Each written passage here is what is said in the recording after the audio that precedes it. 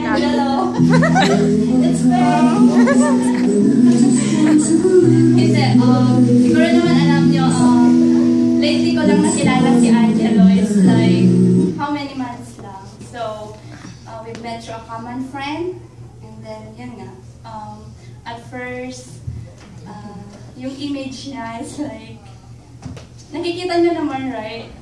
Bad boy, everything, ganyan. Pero through time na I'm with him, it's like, nakikita ko yung deeper part of him. He's not the Angelo, hindi lang siya yung parang mayabang and all, but then,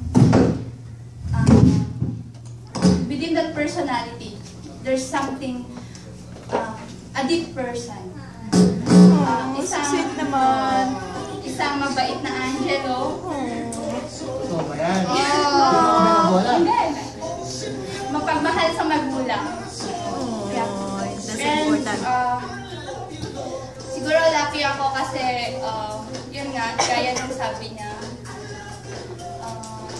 kailangan ma-meet ko yung mga members ng family niya para mas makilala ko siya.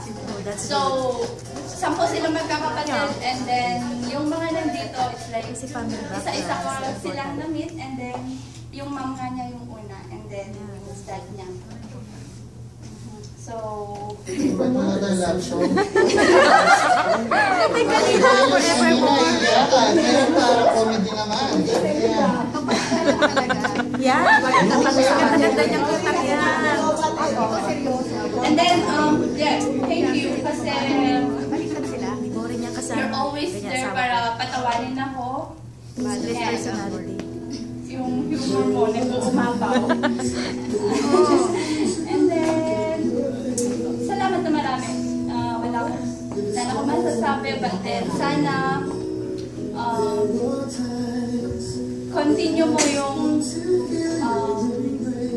pagiging mabait and everything. And I admire this guy para sa dedication niya sa work niya. Being positive. Yeah. And pagiging optimistic niya, pagiging positive niya sa lahat ng mga bagay. Alam ko ang dami niyang pinagdadaanan, but then nandun pa rin siya. Sabi nga niya, ang problema na